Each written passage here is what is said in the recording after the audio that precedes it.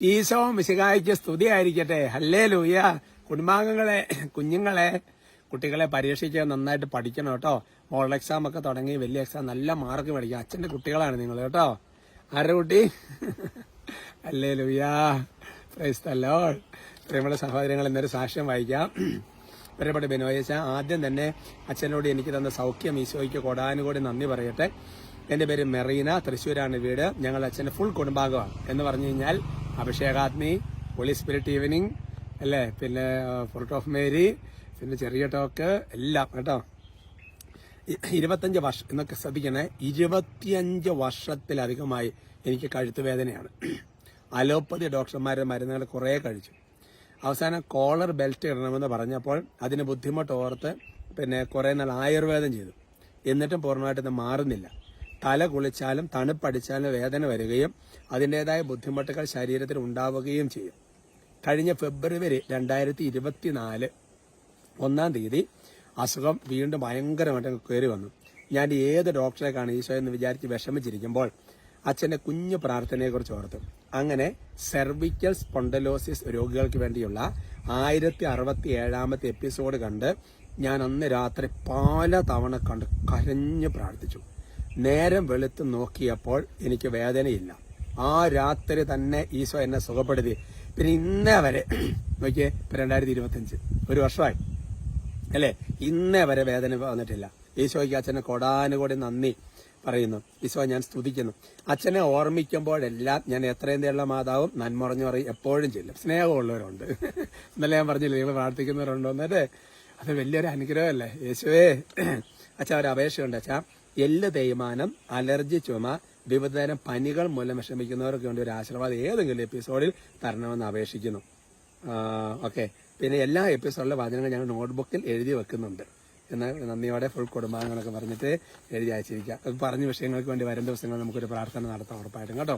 ഇന്ന് ഈ സാക്ഷ്യത്തിൽ ഉള്ള മേഖലകൾക്ക് വേണ്ടി പ്രത്യേകമായിട്ട് എനിക്ക് 25 വർഷമായിട്ടുണ്ടായിരുന്ന ഒരു അസുഖമല്ലേ.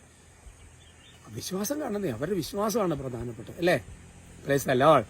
നമുക്ക് ഇന്നത്തെ വിഷയത്തിന്റെ തലക്കെട്ട് ദൈവത്തിന് നമ്മളോടുള്ള ഒരു പ്രതീക്ഷ നോക്കണമെന്നുള്ളതാണ്. 2 ദിനവൃത്താന്തം 2:11 വചനം. ടയർ രാജാവായ ഹീരാം സോളമന് മറുപടി അയച്ചു.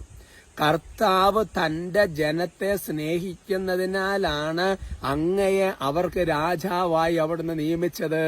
ഹല്ലേലൂയാ. നല്ല സൂപ്പർ വചന. അതായത് സോളമൻ ദേവാലയമൊക്കെ പണിയാൻ തുടങ്ങുന്ന സമയത്ത് എന്റെ സഹോദരങ്ങളെ ടയർ രാജാവായ ഹീരാമിനോട് കുറച്ച് സംഗതികളൊക്കെ, കുറച്ച് വസ്തുക്കളൊക്കെ ചോദിക്കുകയാണ്. അപ്പോൾ ഹീരാം അതിന് മറുപടി കൊടുക്കുകയാണ്. തരാമെന്ന് ഉറപ്പായിട്ട് കൊടുക്കുന്നുണ്ട്. മറുപടി കൊടുക്കാൻ പറഞ്ഞ സന്യാസി മറുപടി എഴുതി പറഞ്ഞ കർത്താവ് തന്റെ ജനത്തെ ഒരുപാട് സ്നേഹിക്കുന്നത് കൊണ്ടാണ് അങ്ങയെ തന്നെ ആ ജനത്തിന് രാജാവായി നിയമിച്ചത്. അതുകൊണ്ട് നമ്മൾ മനസ്സിലാക്കേണ്ടത് ഒരു കാര്യമുണ്ട്. എന്നാന്നറിയാവോ, മക്കൾ ഓർക്കണം, നിങ്ങളെ കർത്താവ് ഒരുപാട് സ്നേഹിക്കുന്നതുകൊണ്ടാണ് ഈ അപ്പനെ അമ്മേനെ കർത്താവ് നമുക്ക് തന്നത്. മാതാപിതാക്കന്മാർ ഓർക്കണം, കർത്താവ് ഈ മക്കളെ ഒരുപാട് സ്നേഹിക്കുന്നുള്ളത് കൊണ്ടാണ്. അല്ലെങ്കിൽ അല്ലേ, നേരെ തിരിച്ച് അവർക്ക് ആ കുഞ്ഞുങ്ങളെ ദൈവം നമുക്ക് തന്നത്. ഉദാഹരണം പറഞ്ഞാൽ എൻ്റെ പ്രിയപ്പെട്ട സഹോദരങ്ങൾ, ഇപ്പൊ ചിന്തിച്ചു നോക്കിയേ, ഇപ്പൊ ഞാൻ ഈ എപ്പിസോഡ് ഈശോയുടെ നാമത്തിൽ പരികർമ്മം ചെയ്യുമ്പോൾ കർത്താവ് നിങ്ങളെ ഒരുപാട് സ്നേഹിക്കുന്നുള്ളത് കൊണ്ടല്ലേ എനിക്ക് ഇങ്ങനെ ഒരു ശുശ്രൂഷ ചെയ്യാൻ കർത്താവ് ഒരു പ്രചോദനം തന്നെ ചെയ്യുന്നത്. ശരി, ഈശോയ്ക്ക് എന്തൊരു സ്നേഹമാണെന്ന് ചിന്തിച്ചു നോക്കിയേ. ചില ആൾക്കാർ പറയാറുണ്ട്, ശോ കർത്താവിന് എന്നെ വേണ്ട, എന്നെ കൊണ്ടൊരു കാര്യമില്ല, എന്നെ കൊണ്ടൊരു ഉപകാരമില്ല. ഇതിൽ പൊന്നെ അങ്ങനെ ചിന്തിച്ചേക്കരുത് കേട്ടോ, ഒന്നും ചിന്തിക്കരുത്. ഇനി വേറെ കാര്യം നമ്മൾ ചിന്തിക്കേണ്ട കാര്യം എന്ന് പറയുന്നത്, ഇപ്പം ഞാൻ സഭയിൽ ഓരോ ശുശ്രൂഷകൾ, നിങ്ങൾ എന്തെങ്കിലുമൊക്കെ ശുശ്രൂഷകൾ ചെയ്യുന്നവരാണല്ലോ. ഇപ്പോൾ പ്രാർത്ഥന, കുടുംബ യൂണിറ്റ്, ധ്യാന കേന്ദ്രം, എന്തെങ്കിലുമൊക്കെ മേഖലകളിൽ KCYM, യുവതീർത്തി, ജീസസ് യൂത്ത്, ക്രിസ്ത്യൻ മിഷൻ, എന്തെങ്കിലുമൊക്കെ. അപ്പം ഞാൻ നോക്കുന്നത്, ദൈവം എന്തുമാത്രം ഒരു പ്രതീക്ഷ നമ്മളിൽ അർപ്പിച്ചിട്ടുണ്ടെന്ന് ചിന്തിച്ച് നോക്കിയേ. ദേശത്തുള്ള വിശ്വസ്തരെ പ്രീതിയോടെ അപേക്ഷിക്കാൻ 101 സങ്കീർത്തനത്തിൽ കിടക്കുന്നുണ്ട്. 1 തിമോത്തി 1:12 വിശ്വസ്തയോടെ ആയിരിക്കും ശുശ്രൂഷിക്കാൻ നിയോഗിച്ചെന്ന് വചനമാണ്. അതുകൊണ്ട് എൻ്റെ സഹോദരങ്ങളെ, ജനത്തെ നമുക്ക് ഏൽപ്പിക്കപ്പെടേണ്ട കർത്താവ് അതുപോലെ സ്നേഹിക്കുന്നത് കൊണ്ടാണ്. അപ്പം അതുകൊണ്ട് നമുക്ക് വർദ്ധിച്ചു വരേണ്ടത് സ്നേഹമാണ്. നമുക്ക് വർദ്ധിച്ചു വരേണ്ടതും സ്നേഹമാണ് അല്ലേ. ഒരു രാജാവ് എഴുതുന്നൊരു ലെറ്ററിലെ കാര്യം ചിന്തിച്ച് നോക്കിയ അല്ലേ. ഇപ്പൊ സോളമനെ പോലെ സോളമൻ ഒരുപാട് പ്രശ്നങ്ങൾ, ബലഹീനത, വീഴ്ചയൊക്കെ സംഭവിക്കുന്നുണ്ട്. ഒക്കെ ശരിയാണ്, ദാവീദിനുണ്ടായിട്ടുണ്ട്. അതുകൊണ്ട് നമുക്ക് നമ്മുടെ കൂട്ടത്തിലുള്ളവർക്കൊക്കെ ഉണ്ട്. പക്ഷെ എന്നാലും കർത്താവ് അനുഗ്രഹിക്കട്ടെ കേട്ടോ. നമുക്ക് സ്തുതിക്കാം. Hallelujah, hallelujah, hallelujah, hallelujah. കർത്താവെ സ്തുതിക്കുന്നു, ആരാധിക്കുന്നു, നന്ദി പറയുന്ന അത്ഭുതകരമായ ദൈവിക ശക്തിയും കൃപകൾ കൊണ്ട് ഓരോരുത്തരും നിറയട്ടെ. കർത്താവ് നിങ്ങളെ ചലഞ്ച് ചെയ്യുന്ന പൈശാചികളെ ബന്ധിച്ച് ബഹിഷ്കരിച്ച് കുരിശിന്റെ ഇവിടെ ചാട്ടി വായിക്കുന്നു.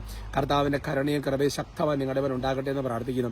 നാളുകളായിട്ട് കർത്താവെ ഈ കഴുത്ത് വേദന, അതേപോലെ സന്ധിവേദനകൾ, കർത്താവെ തിരിക്കാൻ പറ്റില്ല, തണുപ്പടിച്ചാൽ തണുത്തോടത്തി കുറിച്ച്, അതുപോലെ ഇപ്പൊ ഈ ചേച്ചി പറഞ്ഞതുപോലത്തെയുള്ള രോഗപീഠകളാൽ ക്ലേശിക്കുന്നവരോട് യേശുവിന്റെ നാമത്തിൽ ഞാൻ ആജ്ഞാപിക്കുന്നു, നിങ്ങളുടെ വിശ്വാസം വർദ്ധിക്കട്ടെ, നിങ്ങളുടെ വിശ്വാസം നിങ്ങളെ രക്ഷിക്കട്ടെ.